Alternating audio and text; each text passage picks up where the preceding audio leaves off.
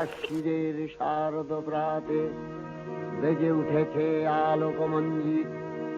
ধরণীর বহিরাকাশে অন্তরিত মেঘমালা, প্রকৃতির অন্তরাকাশে জাগরিত জ্যোতির্ময়ী জগন্মাতার আগমন বার্তা। আনন্দময়ী মহামায়ার পদধ্বনি অসীম ছন্দে বেজে উঠে রূপলোক ও রসলোকে আনে নবভাব মাধুরীর সঞ্জীবন। তাই আনন্দিতা শ্যামলী মাতৃকার চিন্ময়ীকে মৃন্ময়ীতে আবাহন।